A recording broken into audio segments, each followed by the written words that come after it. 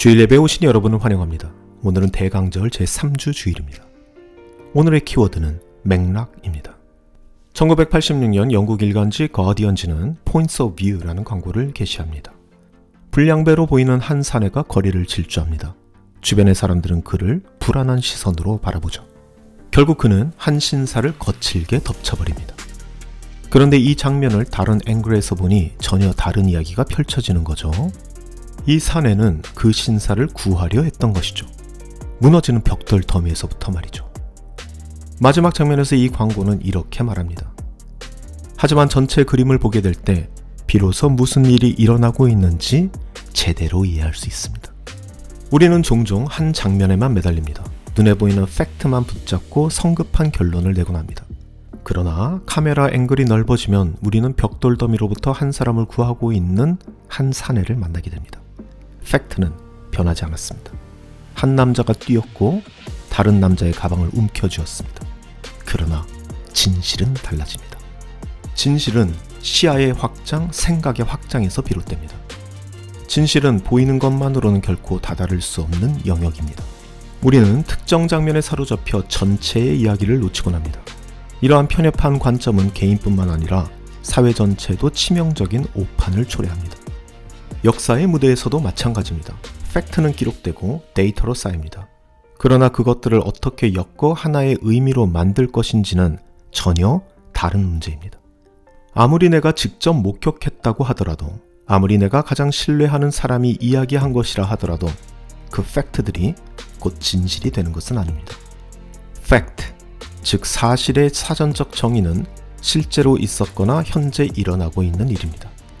진실의 사전적 정의는 거짓이 없는 사실, 즉 진실된 팩트를 뜻합니다. 실제로 있는 팩트라 하더라도 그 맥락과 쓰임새에 따라서 그것이 거짓이 될 수도 있고 진실이 될 수도 있다는 것입니다. 오늘날 이 나라가, 그리고 이 세계가, 그리고 이 온 교계가 온통 팩트가 무엇이냐에만 관심이 있는 것 같습니다. 그래서 이토록 시끄럽기만 합니다.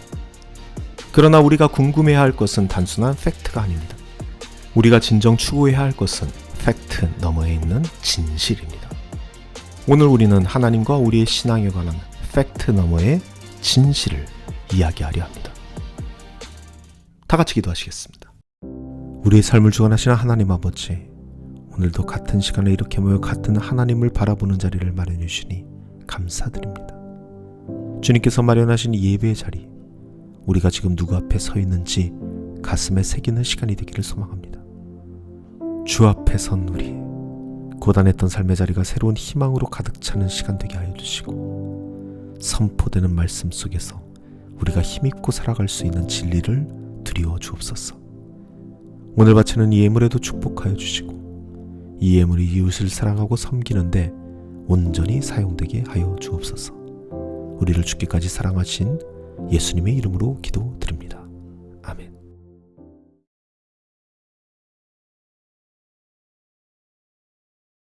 온라인으로 예배를 드리는 분들을 위해서 잠시 안내의 말씀을 전합니다. 오늘 저희 교회 현장 예배는 연합 예배로 드리게 되었습니다. 그래서 이 오늘의 설교는 제가 가장 애정하는 설교 중 하나로 고르게 되었는데요. 올해 2월 첫째 주에 했던 그래서 지금 우리에게 가장 필요한 것 사랑이라는 제목의 설교를 오늘 이 연합 예배 컨셉에 맞춰 다시 구성하게 되었습니다. 그래서 예전 설교에 비해서 여우는 좀 덜하지만 아무래도 좀 더 친절한 설교이지 않을까 생각해 봅니다. 양해를 구하고요. 그럼 이제 시작하겠습니다. 성공의 신학자인 마커스 보그는 성경 읽기에 3가지 단계가 있다고 말합니다. 첫 번째 단계는 비판 이전의 소박함의 단계입니다. 성경을 어린아이들처럼 읽고 받아들이는 단계죠. 이 단계의 사람들은 성경의 모든 이야기들을 있는 그대로 믿습니다. 아담과 하와의 이야기, 다윗의 이야기, 예수님의 이야기 등 성경에 기록된 모든 이야기들을 팩트로 생각하며 읽는 단계를 말합니다. 둘째 단계는 비판적 사고의 단계입니다. 이 단계의 사람들은 성경의 내용들을 비판적으로 재평가합니다. 스토리의 앞뒤를 맞춰보고 도덕적이고 윤리적인 잣대들을 성경의 스토리에 적용시켜 보기도 합니다. 역사적이고 때로는 과학적 사실들을 동원하여서 성경 스토리의 사실성을 이런저런 방법으로 평가하기도 하는 단계이죠. 실제 이 단계에서 많은 이들은 기독교 신앙을 저버리게 됩니다. 이 마지막 단계로는 비판 이후의 소박함의 단계입니다. 첫째 단계가 비판 이전의 소박함이었다면 이 단계는 비판 이후의 소박함이죠. 이 단계에 이르른 사람들은 성경을 더 이상 문자적으로 읽지 않습니다. 그러나 그럼에도 불구하고 그 성경의 내용을 있는 그대로 참된 이야기로 받아들이는 사람들이죠. 이 사람들은 성경의 많은 스토리가 역사적으로 과학적으로 증명되기 힘들다는 것을 잘 알고 있습니다. 그러나 또한 그 이야기들을 어릴 적 들었던 것과 똑같은 감정으로 똑같은 방식으로 있는 그대로 받아들이게 되는 것이죠. 그 이야기의 진위를 떠나 그 이야기 자체의 진실을 볼 수 있는 눈이 생기게 된 것이죠. 신학자가 말한 말이라 꽤나 어려운 말처럼 들리지만 사실 이 마커스 보그의 말 중 가장 중요한 단어는 바로 이 한 단어에 집중되어 있습니다. 바로 이 소박함, 나이베테라는 단어 말이죠. 성경은 그렇게 소박하게 읽으시면 되는 겁니다.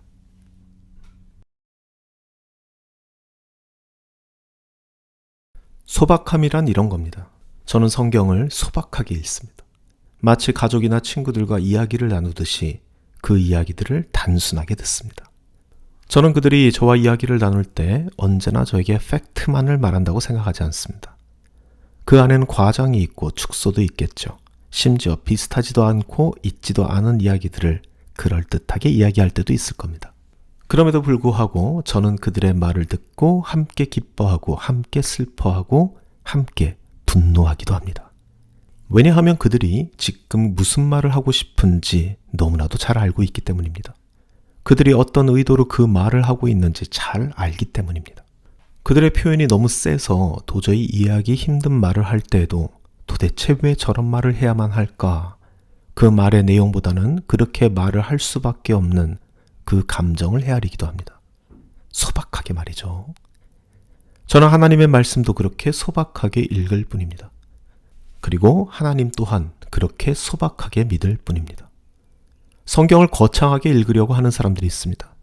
그들은 거창하게 성경을 읽기 때문에 성경 안에서 충돌하고 있는 하나님의 성품을, 예를 들자면 우리가 흔하게 얘기하는 구약의 하나님은 정의의 하나님, 신약의 하나님은 사랑의 하나님, 이런 얘기들 말이죠. 그들은 이런 식으로 하나님을 마치 이중인격을 가지고 있는, 마치 조현병을 가지고 있는 사람인 마냥 그 성품을 두 개로 나누어 버리는 엄청난 실수를 저지르고 합니다.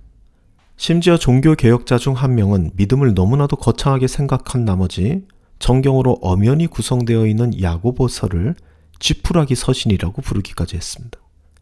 하나님의 사랑, 예수님의 사랑을 너무나도 거창하게 생각한 나머지 가나안 땅의 거민들을 어린아이로부터 노인들까지 진멸시키라는 하나님의 명령을 성경이 편집되어 가는 과정 중에 각색되었다든가 아니면 잘못 전달된 메시지로 치부해버리는 사람들이 있습니다. 저는 그런 사람들이 이 한 가족만 남겨놓고 이 세상의 모든 사람들을 수장시켜버린 이 노아의 홍수 사건에 가만히 있는 것을 보면 참으로 아이러니하다라는 생각을 합니다. 이런 식으로 성경을 거창하게 읽으려고 하는 사람들의 특징이 있습니다. 그들은 성경에 쓰여진 하나님을, 성경에 쓰여진 예수님을 성경에 쓰여진 대로 믿지 않습니다. 그들이 믿는 것은 그들 스스로가 만들어 놓은 거창한 하나님의 이미지입니다. 거창한 예수님의 모습입니다. 이데올로기로 오염된 거창한 성경 해석입니다. 그리고 그들 스스로가 만든 그 하나님과 예수님의 모습, 이데올로기로 오염된 성경 스토리 위에 그저 성경의 텍스트들을 끼워 맞추고 있는 것입니다. 마치 매스컴에서 자주 보이는 악마의 편집처럼 말이죠.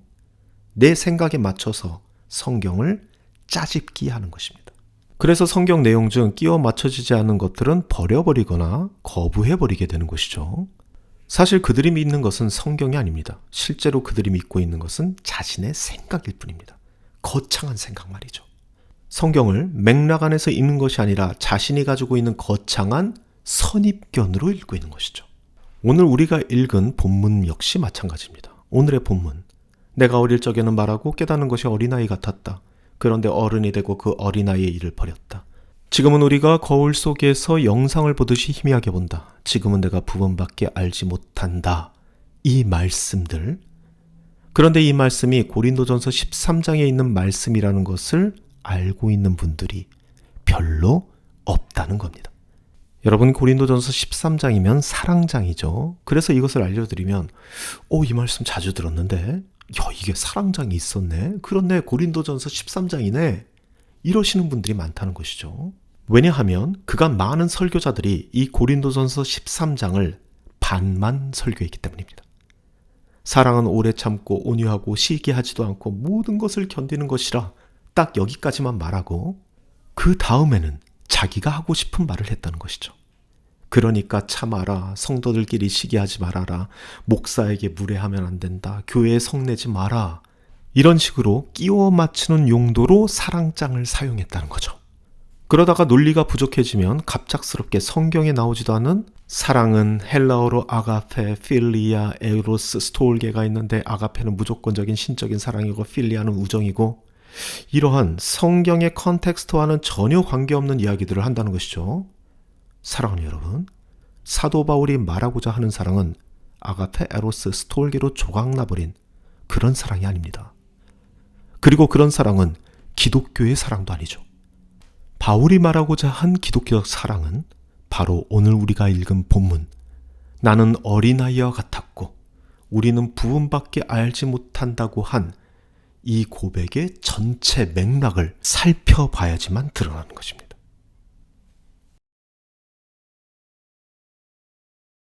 예를 들자면 이런 겁니다. 저는 저희 아내와 25년을 살았습니다. 연애 기간까지 합하면 33년을 서로 알아온 사이인 것이죠. 그런데도 불구하고 저는 저희 아내를 다 알지 못합니다.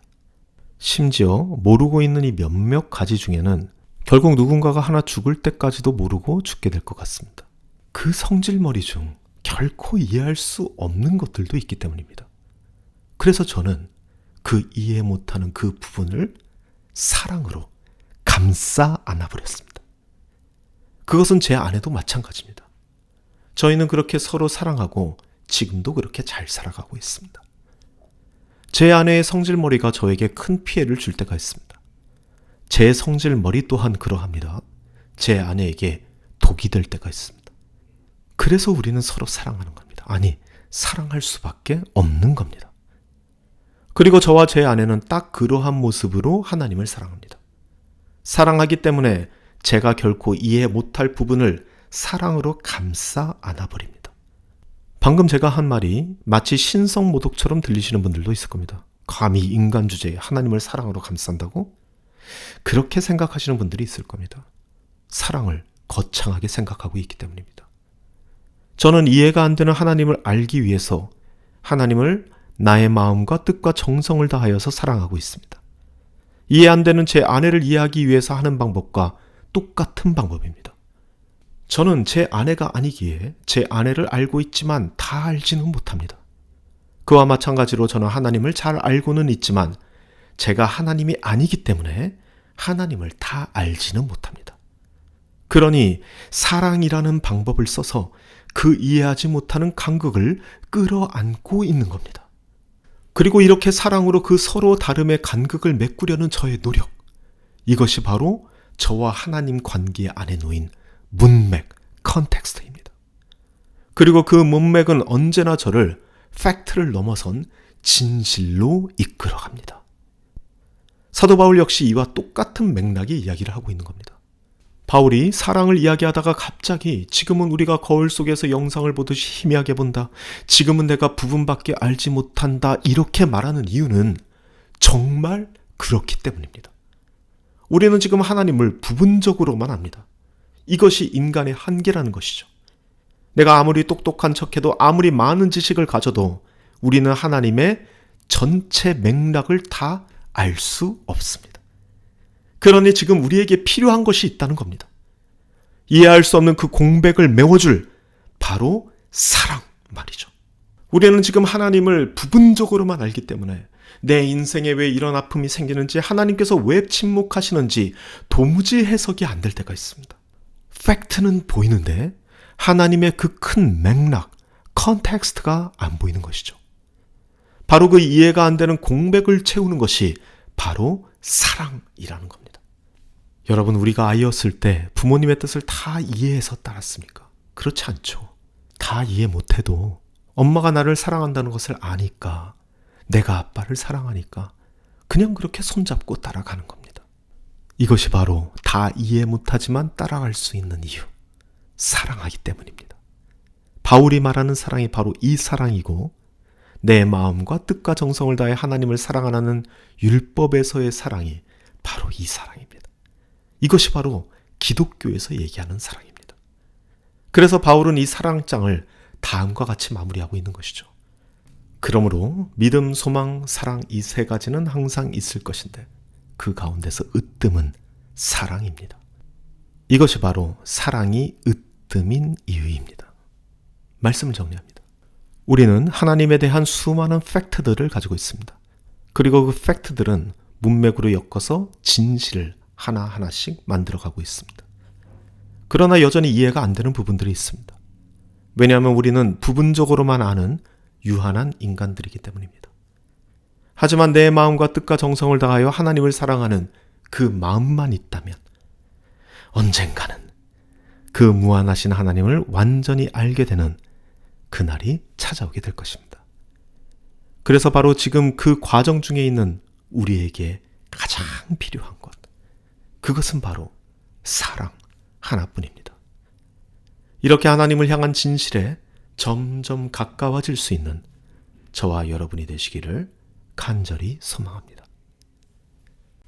사랑의 주님, 우리는 이미 하나님에 대한 수많은 팩트들을 가지고 있습니다. 이 성경 66권을 통하여서 충분히 갖추고 있습니다. 우리는 그 성경을 소박하게 읽어가며 그 팩트들을 하나하나씩 엮어 진실을 만들어갈 수 있을 것입니다. 우리는 하나님에 대한 완전한 이해를 갖기에는 너무나도 유한한 인간들이지만 그것을 사랑으로 채워가며 주님 오시는 그날을 꾸준하게 기다릴 수 있는 우리 모두가 될 수 있도록 주님 축복하여 주옵소서. 이제는 우리를 주께까지 사랑하신 우리 주 예수 그리스도의 벅찬 은혜와 우리를 사랑하사 독생자 예수를 이 땅에 보내주신 하늘아버지의 극진하신 사랑과 우리의 삶의 인도자이자 보혜사 되시는 성령님의 사귐이 여기 모인 주님의 자녀들 가운데 영원토록 함께하기를 간절히 축원하옵나이다. 아멘.